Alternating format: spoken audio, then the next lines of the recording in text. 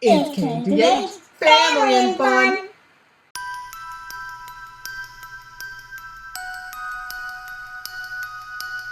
Hi, it's me KJH the filmmaker/artist, and welcome to KJH Family and Fun. Today, on KJH Family and Fun, I am going to show you a storyboard of Five Nights at Freddy's timeline based on a video game done by Scott Cawthorn. In some timeline, it's not only based on the games, but it's based on theories and options that others have comes up. And in some has my opinions on things. I decided to do this because I have been looking online, seeing fans of the games coming up with theories of the games, and they somehow made a timeline of their own. The timelines and theories are kind of complicated, even though it's hard to point out, and every time I watch these timeline videos and stuff, I get so repetitive that I say them out loud, except that I didn't say this in front of anybody including my parents. They wouldn't like that if I quote something, but it's nothing that interesting anyway. You can thank autism for making me feel repetitive. All of this talking to myself about FNAF theories and timeline makes me want to have the urge to create this video for KJH Family and Fun. And you'll be lucky that I didn't ask my parents for a PlayStation 5, and then a new FNAF video game, which happens to be Security Breach. Since I have the Switch, I can't wait for the Switch version or the iPad version of the game. I might watch other YouTubers playing the games, and I might make a storyboard summary timeline about Security Breach if possible. If you want some FNAF stuff, I've created a playlist for gamings and stuff, and also note that I did create a fake trailer for this parody. But before we get on with the storyboard, it might contain a spoiler alert if you haven't played any FNAF games from 1 through VR games, or watch other YouTubers play them. This might be a warning, so please pause the videotape right now, and also that this video is sponsored by Digital Artworks for $1 a download. Hi, it's me, KJ, the filmmaker/artist, and today I'm going to show you how to get the digital artwork. All you gotta do is hit the website in the link description below, or you can just hit it to the digital artwork in the description below. So all you gotta do is hit these dollar lines if you're using your cell phone or something like that. So all you gotta do is get to shop, digital artwork, and then you'll get to digital artwork, and eventually you'll get there. So once you're there at digital artwork, all you gotta do is scroll down, find the image you always wanted, and once you find what you wanted, like for example, let's just say that you just wanted a unicorn. Well, this unicorn looks beautiful, or maybe you just want a fairy or something like that, and their instrument looks kind of cool or something like that. And then once you get there, you just click add to the chart or something like that. If you want to pay $1 a download, and then once you got here, all you gotta do is proceed to the checkout, and then you fill up all your information, which includes a credit card and all that stuff and such, and then you press continue, and then you'll get digitally download. So therefore, you probably might get the watermark-free version of the artwork here. So let's get back to the video. Because we're about to continue on with that storyboard thing then. Now let's begin the storyboard. So please note that I ended up using a male's voice instead of a female's voice, for I thought it would be better. So take it away, Speechello.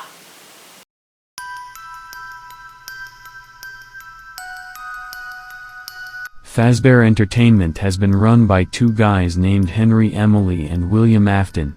Henry creates the animatronics and comes up with ideas to make a family-friendly themed event or attractions, while William Afton handles the taxes, paperworks, and all that boring stuff and all.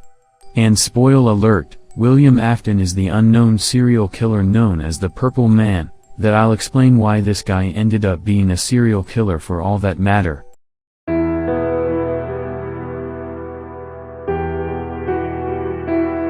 In the beginning, Henry and William first meet at college per se. They were good friends, and they were also roommates.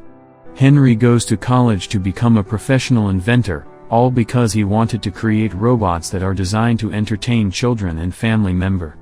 And William just came here to study immortality, and Henry thought that this is plain old ridiculous. The two talks to each other at a cafe somewhere and discuss their plans and ideas together.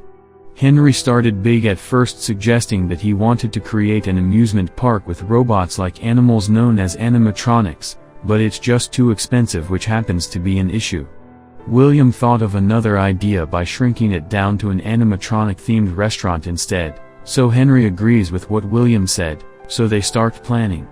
The two later created together a business partnership known as Fazbear Entertainment, where they first come up with an idea for an animatronic-themed restaurant. The first was called Fredbear's Family Diner, which opened somewhere in the late 70s and early 80s somewhere, and it involves two animatronics known as Fredbear and Spring Bonnie. These two animatronics are made of spring-lock suits that operates as both animatronics and suits at the same time, but they are too dangerous to wear. That could have resulted the death of the two employees whose job was to wear a suit. If anything, the restaurant barely recovers from the tragic incident that happens. Also at this restaurant, this is where William has committed his first crimes. Remember when we discussed that William came to college to go on a journey for immortality? As a matter of fact, that never fades away, all because he ended up believing that the souls of the inner innocent would give him access to immortality and believing that the inner innocent would lie within children. This has caused him to seek the opportunity to gain that access. Ever since he plans restaurant, he was seeking that opportunity, because he must have studied Quest for Immortality in the wrong book for some reason. So, there is no form of immortality, but killing children doesn't really give you that access. It makes you a bad person still because killing others is bad. What William did is that he lured the child outside the restaurant, away from his family, and murders him outside the restaurants. Then later the restaurant was closed for investigational reason, all because a kid was murdered outside the restaurant, and was eventually later reopened. Henry felt like that he was losing this until he realized that he should never give up on his dreams and ideas, so he keeps on moving forward with this no matter what happens.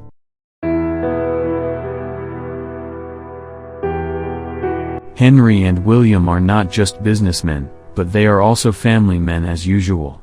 Henry has a daughter named Charlotte Emily, or Charlie for short, and he was considering the best father ever, all because he not only created animatronics to entertain children and family members, but he also created them to entertain Charlie as well. And William has 3 children, which involves a daughter named Elizabeth, a younger son named Cassidy, crying child Afton, and an eldest son named Michael Afton. William is not the best father ever, but the worst, all because he keeps on favoriting, and of course spoiled his 2 younger children, and leaves his eldest son, Michael, out of the picture. Michael sees his 2 younger siblings get all the nicer stuff while Michael ended up getting less stuff and finds his room inside the dirty basement. I've kind of felt bad for the teen who falls victim to least favorite child syndromes, but in all fairness, just treat all your children equally no matter the age, gender, or disability they have. For William, on the hand, he decided to murder more children for their inner innocence, so what he did is that he talked to Henry about building another animatronic-themed restaurant, while Henry was getting ready for a new animatronic-themed restaurant called Freddy Fazbear Pizza just to make Charlie happy. Henry kind of agreed with that, so he created animatronics for William, but William was planning on creating animatronics that was designed to lure and capture children so that William can just gain more access to immortality. Henry doesn't know what he was doing at first, even though William needed Henry to create the animatronics without telling his business partner about his actual plans. The animatronic-themed restaurant that William created was known as Circus Baby Pizza World. This animatronics are called Fun Time Animatronics, and William was thinking that the plan would work out perfectly.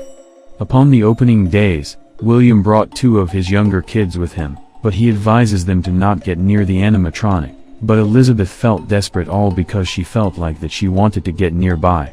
Elizabeth ended seeing all the other children are playing with one animatronic known as Baby, but she doesn't understand why. While William was not watching, Elizabeth got near Baby, and Baby give Elizabeth an ice cream until Baby murders Elizabeth. This shocks crying child, causing him to have the fear of animatronics. And it also shocked William, so he ended up closing the pizzeria, all because he begins to realize that all these Fun Time animatronics were designed to kill people, including his daughter. Circus Baby Pizza World was closed, turning it to an underground facility known as Circus Baby Rental Space, not realize that it cost him his loved ones, which includes his daughter, and it might cost him his younger son next. Then later, Crying Child began to develop fear of the animatronics. Not only it killed his sister, but William have injected fear with the illusion disc that William invented, causing him to have nightmares about animatronics. Crying Child does have an imaginary friend which happens to be a Fredbear toy, just warning about something, and spoil alert, it was William communicating with that toy just to keep his only favorite kid alive. Michael still felt left out of the picture, for he still fall victim to least favorite child syndromes, which led him to envy or jealousy. So, what he did is that he plays a prank on his brother in a foxy mask, except that Crying Child hates pranks. Next day was Crying Child's birthday at Fredbear, even though the restaurant was barely closing, and there, Michael decided to plan for the ultimate prank ever with the help of his friends. What he and his friends did is that they pick up Crying Child and let Crying Child get near the Fredbear animatronic and let Fredbear crunch the Crying Child's head, causing the crunch of 83. And because of this, Michael often felt bad about it, and Crying Child was rushed to the hospital. Crying Child was left on a coma. Michael told his brother that he's sorry, and William promised that he will put his younger son back together, which never happens. Because of this, the nurse pulls him out of life support, and Crying Child just dies. The only thing that Michael wanted to do is tell his father that he's sorry. He hoped his father would forgive him, but instead William went completely insane and was about to kill Michael. Michael runs out of his father's house and ran away. For Michael, on the hand, he was left homeless and find himself on the street blaming himself for his brother's death, wishing that he never done this in the first place. While wandering around the street, he sees a cafe with a sign saying "Help Wanted." Michael enters inside the cafe and offers a job. The cafe gives him a job anyhow. Also note that Michael changes his name to Mike Smith, by the way.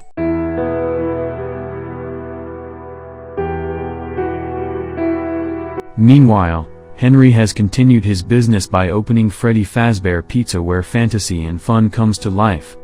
The pizzeria features 4 new animatronics, which are Freddy Fazbear, Chica the Chicken, Bonnie the Bunny Rabbit, and Foxy the Fox Pirate.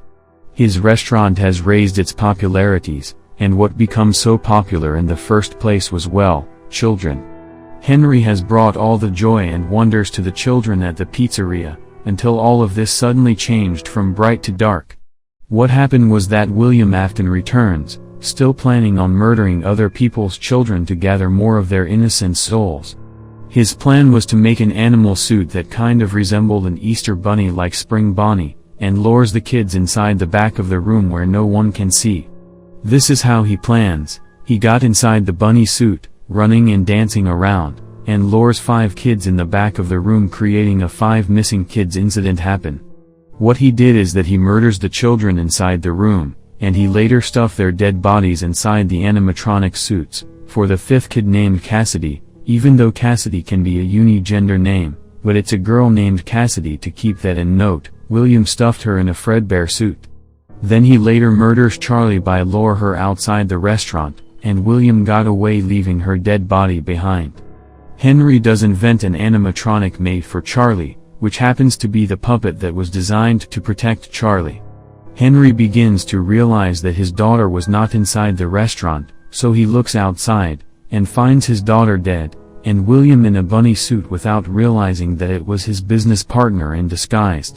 So, William got away, or rather hopped away, and then later Charlie begins to possess the puppet and begins to give life to William Afton's victims, claiming to get revenge. And for the restaurant, after the incident, the pizzeria begins to smell bad. Blood and mucus has been leaking outside the animatronic suit that these kids were stuffed into. And because of that, the restaurant was closed for health code violation, and it was later reopened with brand new and improved animatronics with criminal database and facial recognition, just to track down any child predators that are out there, and is on the most wanted list, just in case another incident happens. This new animatronics are called toy animatronics, and Henry placed them there because he lost his daughter, and 2 is to protect other people's children.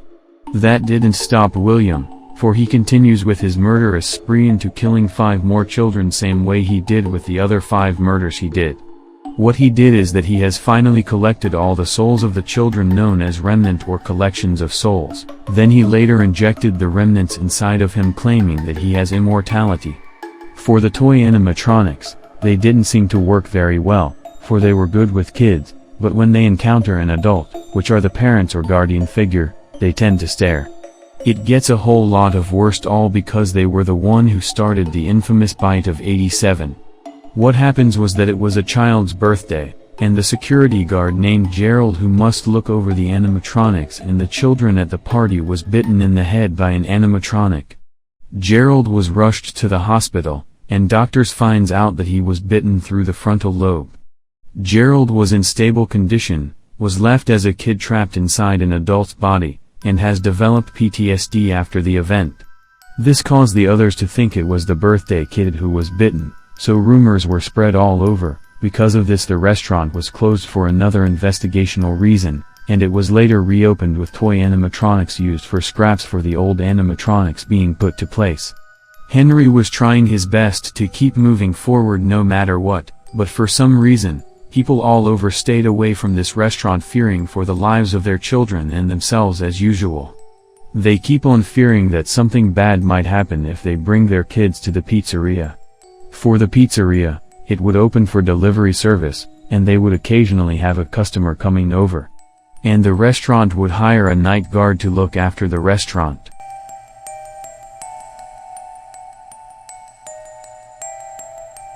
Back with Michael, or rather Mike Smith per se. Michael continues to work at the cafe from his teenage years to his adult years, and he was able to raise some money for his apartment building, for he needs a place to stay.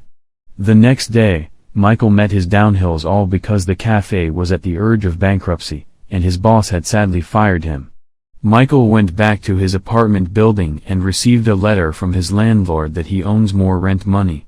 Michael ended up having no option, but just to find a job through a job list post, so he finds one at none other than Freddy Fazbear Pizza as a night guard. Michael enters inside the pizzeria for a job interview, and Henry later hired Michael for the job. For some reason, Michael has been crossing multiple thresholds from others, saying that a kid was murdered outside the pizzeria, 5 kids went missing, and the infamous bite of '87. Michael begins to ignore the threshold and continues as a night guard. Michael thought that the job was going to be normal, making sure the animatronics doesn't get stolen, until he received message from the phone guy saying that these animatronics might wander a bit. Note that this animatronics are possessed by these dead children, to keep that in mind.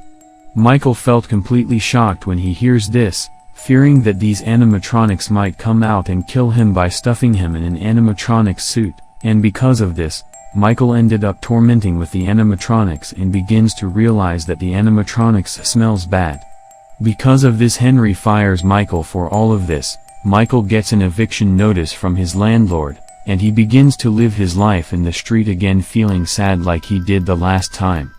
For Freddy Fazbear Pizza, it was not doing well, for it was at the verge of bankruptcy. Henry had no option to give up, and had the pizzeria out of business, so he later abandoned the pizzeria due to bankruptcy issue.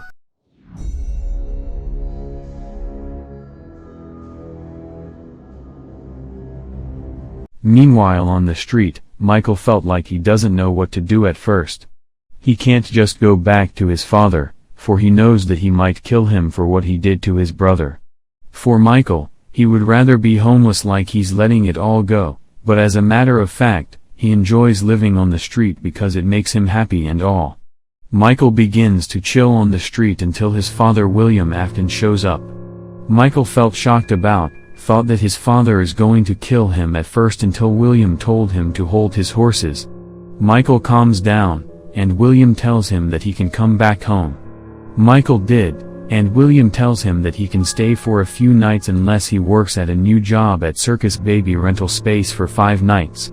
Michael agrees with that, and William promised Michael that he will pay him, let's just say $500, so that he can leave his father's house, and buy a new apartment building, and get out of the way.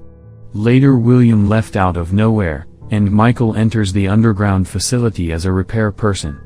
At the facility, things cannot get as normal like Michael's last job was, because he got to deal with animatronics all over for some reason, but he did make a friend with an animatronic named Baby on which his sister possess. Michael thought that he and Baby were like friends until he was tricked by Baby, all because Baby has led Michael into the scooping room. Michael was shocked when he finds out that he was tricked by Baby, until Michael dies getting scooped. Baby has been collaborating with all the other fun-time animatronics, and they have merged into one endoskeleton known as Ennard. With that they used Michael as a skin to escape the facility, and while Michael was walking, his skin begins to rot badly until it turns purple, and then he later vomits Ennard out of his mouth and into the sewer. Michael passed out, and Baby points out that he won't die, and then later Michael gets resurrected and was left a walking skin. Michael went to his father's house to get the $500 that his father promised, but for some reason his father didn't return. Turns out that William Afton enters inside the pizzeria that Henry abandoned, but for some reason he kept on fearing that there might be more investigation if someone or some group decided to investigate, find the dead bodies of the missing children, and bring him down to justice. William begins to dismantle the animatronics through an after hour until the spirit of his past victim possessed the animatronics, and he felt scared. William Afton ran inside the back of the room and hides inside the Springlock suit, which happens to be Spring Bonnie suit, and then he later died wearing the Springlock suit, and this is how he became Springtrap. Back at the house, Michael begins to look around the house for his father until he enters inside his father's bedroom and finds a note or a journal on his desk.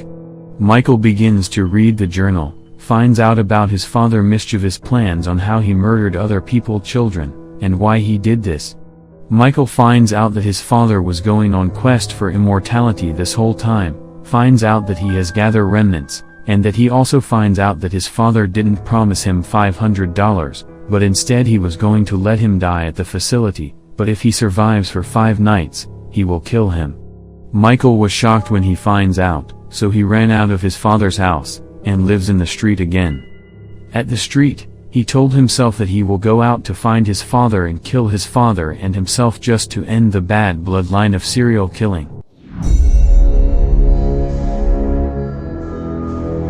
Years later, in the distant future world, people begin to talk about Freddy Fazbear Pizza, and how it closed. The rest was heard on the internet, and a few wanted to enter inside the abandoned pizzeria just to investigate the unsolved mystery of the pizzeria. This has caught the attention to an amusement park owner who wants to buy the pizzeria, but turn it into a horror attraction known as Fazbear Fright the Horror Attraction. The amusement park owner contacts Henry if he can turn his pizzeria into a horror attraction, and Henry agrees. The park owner has the attraction build up and ready, but he only displays one animatronic that has William Afton's dead body in it. The park owner hires an anonymous security guard to be in charge of the attractions, but before the attraction opens, the security guard ended up realizing that his life was in grave danger because he sees the animatronic, Springtrap, coming to life. The security guard felt shocked about it, until the attractions fall victim to fire, and the attraction burns to the ground. For some reason, Springtrap managed to escape the fire, and runs back to the abandoned pizzeria, and finds some remaining animatronic suit that he can wear, renaming himself Scraptrap. Meanwhile, Henry bumps into Michael, who is wandering around the street. He explains Michael that he lost his hopes, lives, and dreams, and his daughter Charlie, and then the whole story. Michael explains his side of the story, and that also that he's going to go out there and kill his father plus himself, for his father kills kids just to gain access of immortality. Henry was surprised when he hears this, and he begins to realize that this talk of immortality was no joke, and that his friend/business partner was actually going to do it. Henry thought of a plan that he was going to create a fake pizzeria to lure all animatronic including Scraptrap inside one building, but build it like a maze. Their plan was to just set the souls of the innocent children free and banish William Afton to the underworld by sacrificing themselves by setting the fake pizzeria on fire with them in it. Henry invented Lefty the Bear to capture the puppet that Charlie possesses. Ennard split into 2 animatronics named Scrap Baby and Molten Freddy, and the rest of the animatronics has entered inside the fake pizzeria including Scraptrap. Once gathered in one place, Henry sets the fake pizzeria on fire to set the souls free and banish William Afton to the underworld. Henry and Michael both sacrifice themselves in the process. Henry was finally reunited with his daughter Charlie, and William Scraptrap Afton was trying to fight for his life, all because he doesn't want to die. It was too late for William, all because the fake pizzeria was burned to the ground, destroying Henry's legacy, and William Afton was finally banished to the underworld once and for all.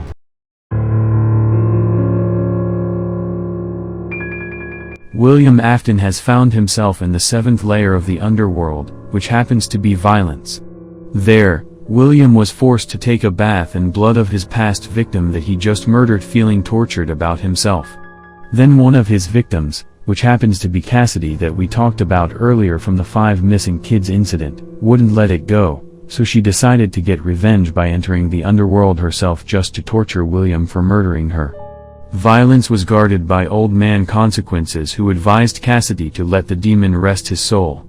Cassidy ignores it, so she enters inside and tries to get revenge, not realizing that revenge is a terrible thing. And always learn that the best revenge ever is to let it all go and keep on moving forward to the future world. I tried to get revenge before in the past world, and I just let karma come to me instead of them. So anyhow, Cassidy torture William by point out that she is the one he should not have killed, showing that she wouldn't move on. And that's the story on how William Afton has finally met up with his karma. Wait, what? Okay, I'll be clear about this. Even though Cassidy didn't realize that revenge is a terrible thing, William Afton grabs Cassidy's spiritual form and merged in. So, William ended up finding access to escape the underworld, since no one has escaped the underworld alive, and enter inside a digital realm in a different form where he dressed up in the same bunny suit that he wears when he first lures children. He called himself Glitchtrap in this digital realm, but he's in a video game that was run by 2 beta testers, one named Jeremy and the one called Tape Girl. The video game was a VR game that was based on Henry's legacy and also the mystery of the dying franchise. The game was designed and developed by employees at Fazbear Entertainment, and one beta tester, Jeremy, keeps on seeing things in the game. He was guessing that it's just a glitch and they will fix it, but for some reason, he keeps on seeing Glitchtrap everywhere. Because of this, he hasn't been eating in days, sleeping in days, but he refuses to get help, believing that he was seeing a demon monster out there. What is worst is that it causes Jeremy to commit suicide as if he let despair take control of him. Jeremy was just one guy who just doesn't want to deal with this one thing, being Glitchtrap, which explains why he ended up killing himself. Tape Girl begins to try it for herself into why Jeremy killed himself, and while using the VR game she encounters Glitchtrap for the first time. Part of it seems like she felt bad about him or what, and she ended up seeing him outside the game as well. Tape Girl begins to talk to him and made a deal with him. This has caused Tape Girl to become Glitchtrap's minion, or hench lady figure that is, and Tape Girl became Vanny the bunny rabbit. Vanny ended making an ordeal with Glitchtrap, worshipping him, and claims to murder other people's children for a sacrificial offering. So now in the next game known as Security Breach, we are going to end up having William Glitchtrap Afton getting resurrected in a form of a terrifying Easter bunny, for he has turned into a demon monster escaping the underworld, hopping down the bunny trail, murdering other people's children just to eat their souls, and now we'll never celebrate Easter that same, except when you put up an image of your Savior, so that you won't forget what Easter is really all about, which is a good thing because I grew up learning the true meanings on what both Christmas and Easter is about. You can put the blame on Vanny for unleashing the apocalypse, and also, that Vanny might be an Afton. Wait, what? Vanny Tape Girl is an Afton? Oh great garbage, how can this happen? I don't know what to tell you all this, but there has been theories that Vanny might be an Afton. But it's not like that, she's the 4th child that never was talked about or anything. And there is another theory that Vanny might be William Afton's granddaughter, which doesn't make sense since none of the Afton children have children, and Michael is not a married man. It's not like that Michael Afton had a side girlfriend, and, well, you know the rest, which I may not be able to explain since some of you are younger viewers, because of YouTube. YouTube will censor me in post if I mention something like that. You don't understand. but some who are considered adults, you might understand. But don't post it in the comments, or it will be deleted when I review them. Just think about the younger audience, who is not old enough to understand the rest. Throughout the storyboard, I decided to add in parts like, for example, Michael falls victim to least favorite child syndrome, because of his age. Then I added Michael running away, for his father might kill him. Then later made him get a job just to get a place to stay, or he gets evicted. And rest sounds like that I was just telling wild tales from KJH as well as my uncle. This whole William Afton's theory for immortality. One fan points out that this could have been his motivations all alone. Or maybe I'm theorizing that some other serial killers are actually trying to live forever by killing others. Oh boy, this is no good for Michael's life. I just theorized that he's just one guy who is doing this to pay the rent.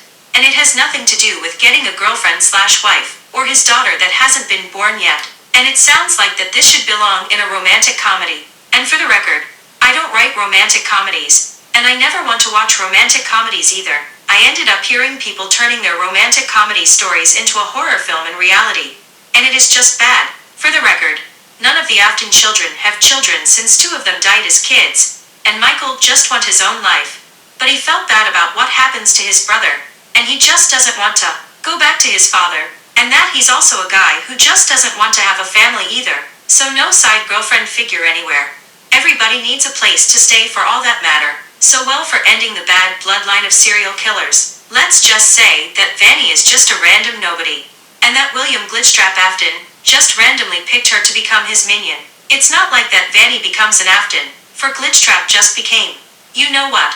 I can't say anything, and I'm going to end this video right now. And before I end this, I would like to spill out the morale to this timeline.